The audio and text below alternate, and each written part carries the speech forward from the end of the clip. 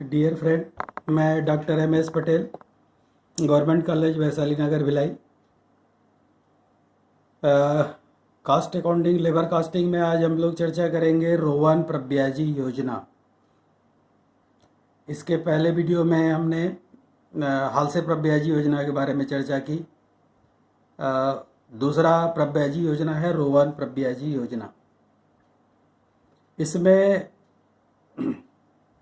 हाल से में जो मजदूरी भुगतान की पद्धति थी, सामान्य मजदूरी और बोनस, रोहन में भी वही पद्धति है।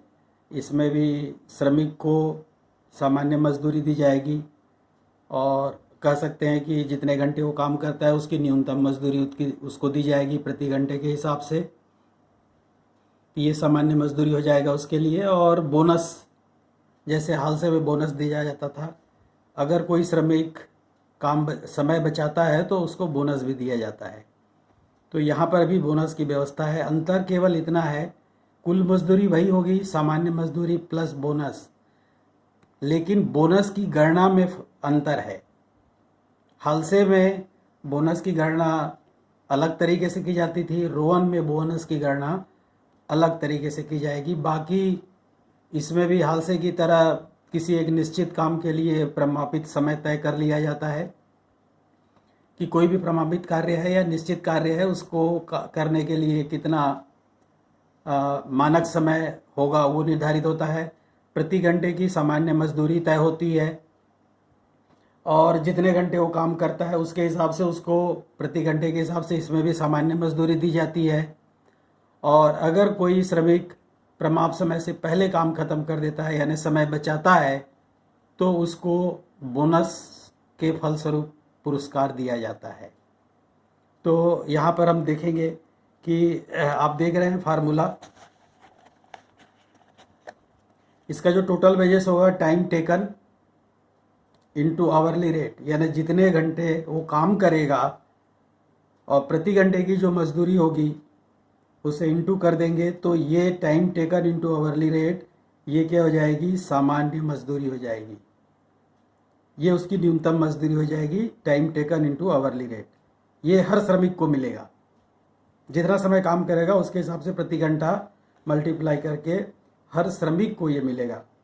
अब दूसरा इसका हिस्सा है, ये हिस्सा हो गया सामान्य मजदूरी का। दूसरा हिस्सा है बोनस का। ये जो आप देख रहे हैं ये बोनस के लिए गणना है। तो ये सभी कर्मचारियों को या श्रमिकों को नहीं मिलेगा, केवल उसी कर्मचारी या श्रमिक को मिलेगा जो प्रमाप समय से पहले काम को समाप्त कर देता है, यानी दूसरे शब्दों में कहें वो समय बचाता है। समय बचाता है कैसे पता चलेगा? अगर मान लीजिए मानक समय आपने तय किया 10 घंटे और अगर उससे वो पहले काम समाप्त कर देता है, जैसे वो 8 घंटे में समाप्त कर दिया या 7 घंटे में समाप्त कर दिया, तो कितना घंटा समय बचाया वो? 10 - 7 बराबर कितना हो गया? 3 घंटा वो समय बचाएगा। 9 घंटे में काम खत्म करता है तो 1 घंटा समय बचाता है, तो वो बोनस का हकदार होगा। उसको सामान्य मजदूरी तो मिलेगी ही मिलेगी, इसके अतिरिक्त प्रोत्साहन स्वरूप बोनस भी मिलेगा। तो ये बोनस उसी को मिलेगा जो समय बचाएगा। जो समय नहीं बचाएगा उसको सामान्य मजदूरी time taken into hourly rate के हिसाब से उसको दे दिया जाएगा। चलिए वही वाला एग्जाम्पल लेते हैं जो हाल से में हमने लिया था। हाल से में हमने लिया था कि एक निश्चित काम है, उसको करने के लिए मानक समय तय किया गया 10 घंटे और आवरली रेट या प्रति घंटे की मजदूरी तय की गई 5 रुपये। तो 3 लोगों को काम दिया गया, ई, एफ और जी को। एक ने 8 घंटे में काम ख़त्म किया, एक ने 10 घंटे में काम ख़त्म किया और एक ने 12 घंटे में काम खत्म किया। तो इनकी कुल मजदूरी कितनी होगी? ई, सामान्य मजदूरी कितना मिलेगा? Time taken into hourly rate. 8 घंटे में काम खत्म किया और 5 रुपए की दर से 40 रुपए। ये 40 रुपए क्या है? उसकी सामान्य मजदूरी है। अब इसको बोनस मिलेगा या नहीं मिलेगा?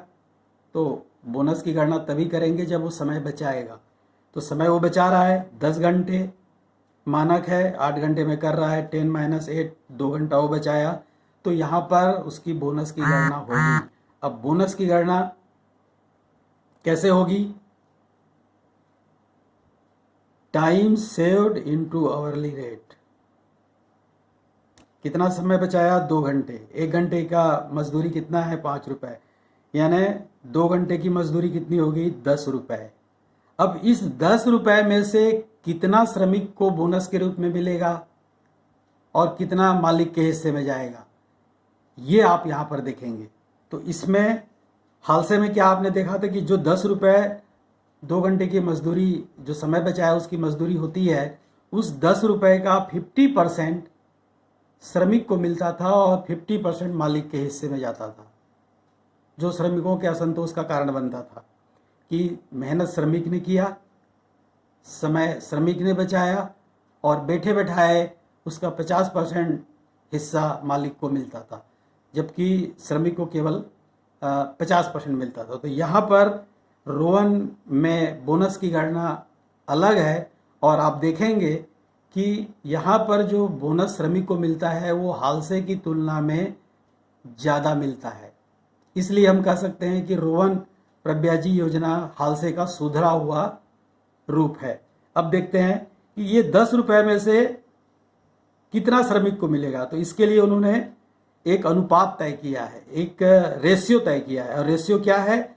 टाइम टेकन और स्टैंडर्ड टाइम का रेशियो, यानी मानक समय को जितने घंटे में वास्तव में वो करता है उन दोनों का अनुपात निकाला जाता है और इसी अनुपात के आधार पर बचाए गए समय की मजदूरी का भुगतान श्रमिक को किया जाता है। जैसे यहाँ पर देखिए वो कितने घंटे में काम कर रहा है, टाइम टेकन कितना हो रहा है? 8 घंटा, और स्टैंडर्ड टाइम कितना है? 10 घंटा।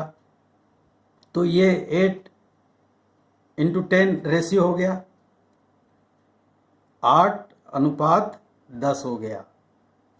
इतना अनुपात के हिसाब से उसको बोनस का भुगतान किया जाएगा। तो आप देख रहे हैं, ये इसको आप 2x5 करेंगे और ये 8:10 करेंगे तो कितना रुपए आ जाएगा? 8 रुपये आ जाएगा। तो 40 रुपये सामान्य मजदूरी, 8 घंटे का 5 रुपये के हिसाब से 8 रुपये उसको 10 रुपये में से कितना मिल रहा है? यहाँ पर उसको 8 रुपये मिल रहा है।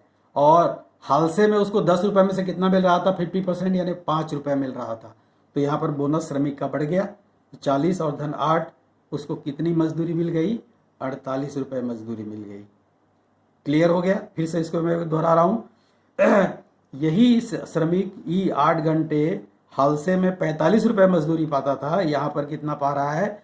48 रुपये। और ये अंतर कहाँ आ रहा है? बोनस में अंतर आ रहा है। सामान्य मजदूरी हालसे में भी 40 और रोवन में भी 40, बोनस हालसे में 5, रोवन में 8 रुपये।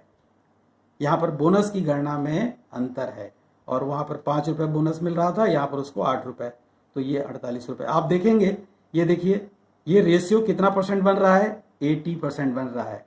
हालसे में कितना परसेंट प्रीमियम दे रहे थे आप? 50%, और यहाँ पर 80%। तो इसमें श्रमिक को हालसे की तुलना में ज़्यादा बोनस मिल रहा है। और एफ कोई समय नहीं बचा रहा, इसलिए सामान्य मजदूरी मिलेगी 10 × 5 50। और जी कोई समय नहीं बचा रहा है, इसलिए बोनस नहीं मिलेगा, सामान्य मजदूरी मिलेगी 12 × 5 यानी 60 रुपये। तो ये आपने देखा हालसे और रोवन का। मैंने दोनों का तुलनात्मक अध्ययन किया कि हालसे में उसको बोनस कैसे दिया जाता था और रोवन में बोनस कैसे दिया जा रहा है।